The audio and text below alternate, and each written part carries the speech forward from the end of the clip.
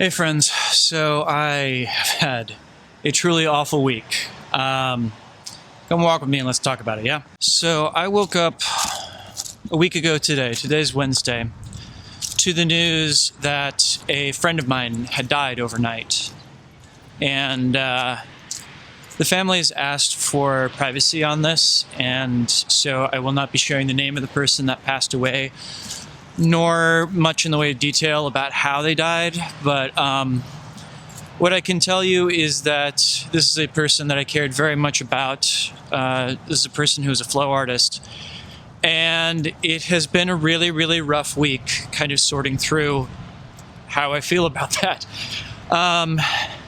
Not the least of which because in trying to figure out how I grieve for this person and like supporting other friends that knew them and trying to be there for them, I've found that it's occasionally difficult not only to find ways to grieve yourself, but also to support other people in their grieving process too. And before I forget, and before we get too deep into this, I just want to give a quick shout out to the friends of the channel. Big thanks to Dark Monk, Flow Toys, Pyroterra Light Toys, LMF Props, Spinballs, and Ultrapoi for helping to make the videos on this channel possible. And I am sorry, my friends, that I'm getting so off script today, but I still really, really appreciate you all. So I still wanted to make sure that I kept my end of that bargain, yeah? You can find links to all of these awesome companies down in the description of this video. We all know people that pass away, and especially in the flow arts the past few years, it has felt like we have known far too many people that have passed away. You know, there's the sadness that comes with, you know, just having somebody that you care about having disappeared from your life, but also, like, you know, I'm gonna be honest, I'm pretty angry because, like, number one, this was like such an incredibly kind human being, and it really, really, really just breaks my heart to think of the way that this person left us. But also because it's like, I know so many people out there that take so many stupid chances and risks with their lives and everything. And, you know, having somebody that, you know, was really incredibly sweet and that, you know, she didn't take a lot of stupid chances and still something like this happens, it just, like, it seems really cosmically unfair, and there's no one really to complain about that too, because I don't believe that there's any kind of order to the universe. I don't believe that there's any kind of higher power, and so it just becomes rough odds, and playing the numbers game sucks. Of course, the thing that always happens next is you like have to figure out the grieving process. You have to like process through that and everything. And there's been a couple of reasons why there's been a challenge this time around. The first, of course, being that there was quite a lot of attention placed on the internet about this person's demise. You know, every once in a while we see stories pop up about people who have accidents online, and the first thing people always say is, you know, oh, well, you know, serves them right for not doing fire safety properly, or, you know, where was their safety, or where was the fire extinguisher, or what have you. And, like, I think we sometimes miss the fact that while there are people out there that do engage in unsafe activities, that all those people that have those accidents and everything are still people. There are people that care about them and that are devastated when they leave us. And of course, I've had a lot of friends who, in trying to put together their own grieving process, have kind of asked me to participate in many ways, like thinking of projects and things that they want to do to honor this person. And, you know, on the one hand, I really want to help out and be able to hold space for my friends and everything.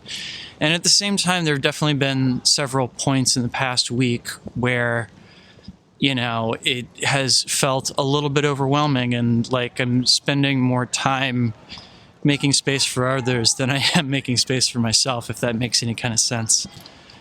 Like, this is really the first day that I've had to process and think about, like, how do I want to grieve this person since we lost them? And it's weird that I've spent quite a lot of time and energy helping other people through their process. And, when I finally put aside that time for myself, I'm kind of like, I have no idea what to do with this, And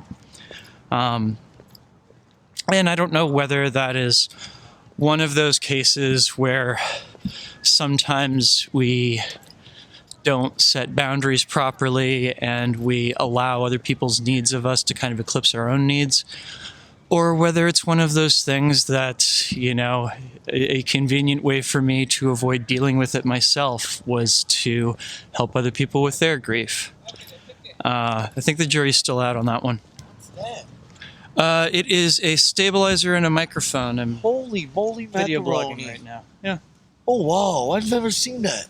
I don't know. You can get all the pieces off Amazon and everything. And it does. Yeah. Oh my god. It follows along so the picture stays smooth and everything. Oh wow. Yeah, pretty cool, right? Yeah, like the chicken's head. When you move the body, the chicken. Exactly. Yeah. Oh. Yeah. You can get these online real easy. Oh, that's cool. Bro. Thank you. God bless, boss man. Hey, you too. That was fun. I think when it comes right down to it, it's just like, I miss her, and I'm really, really mad that we lost her, and I'm really, really mad that we lost her in such a random and senseless fashion. And of course, the other piece of this puzzle too is, as I mentioned back in my video on Thanksgiving, I struggle on occasion with depression, and I have been struggling with that, especially in the past few months. And there definitely been more than a few times in the past week when I've kind of like, my mood has just crashed. And, one of those symptoms that I get a lot when I'm dealing with my depression is just that, I get more sensitive than usual, and it's easy for like really minor things to just make me feel like the world is ending and I've done a terrible job and everything. And I always feel bad imposing on my friends when like I fall down one of those rabbit holes and everything, because, sit on a day or two and I look back on it, I'm like, everything's fine. This wasn't a calamity. This wasn't the end of the world.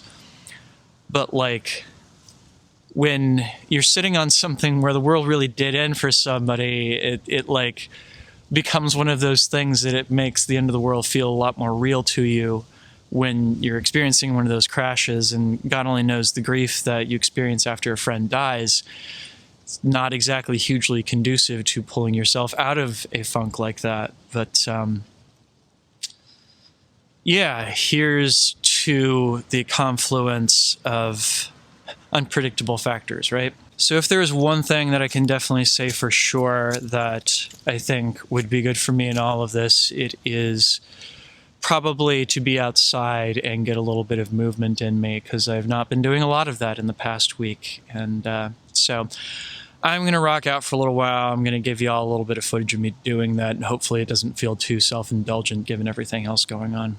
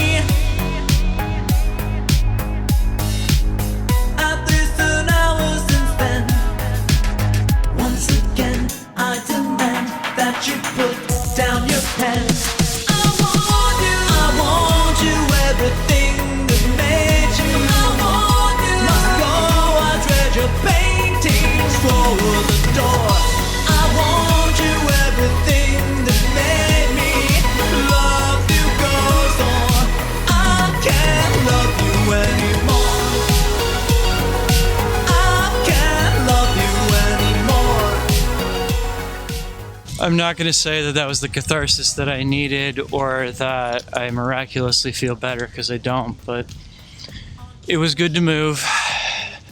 It was good to build up a sweat. It was good to give my body a little bit of a workout. And it's interesting because, like, you know, I remember when I first saw my friend spin, I definitely, like, she was just getting started out and everything, and I felt like she had a little bit of a journey ahead of her and everything. And then I didn't see her spin for like a year after that, and then when I did, it was really curious because, like, there had been this change in the way that she approached both her spinning as well as her tool. I don't know how to describe this, but just that it was a living thing that she was dancing with, that, like, she would ask its opinion and she would almost try and see what it wanted out of her spins and everything, and she would, like, kind of try to accommodate it. And for some reason that made me think a little bit about my own journey, and specifically the fact that, you know, I'm definitely a larger than average human being. I'm not like super crazy tall, but I'm quite a bit taller than average. And there's definitely a part of me that felt like I would never be graceful. I would never be something that was going to be interesting or aesthetically beautiful to look at as I moved.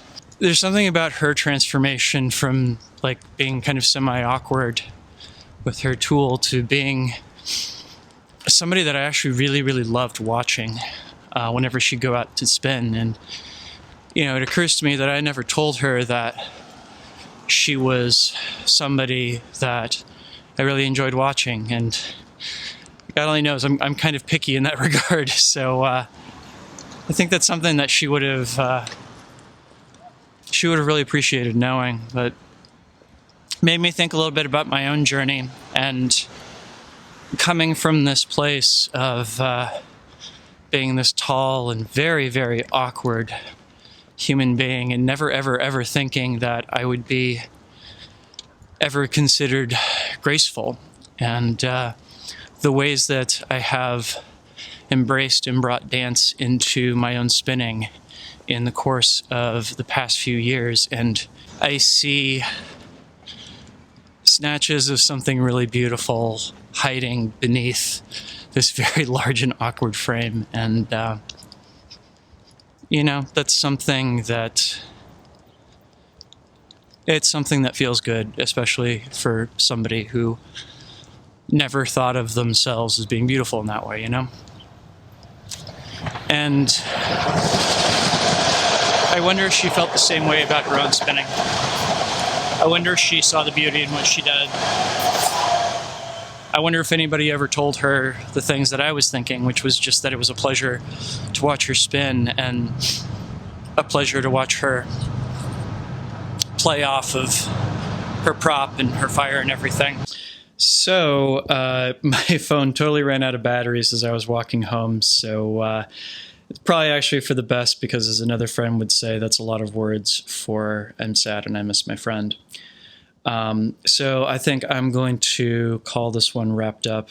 There's some interesting thoughts in there that I think I'd like to revisit in the future, but suffice it to say, thank you all out there for listening. In the meantime, I just wanted to put a huge shout out there to my wonderful supporters on Patreon.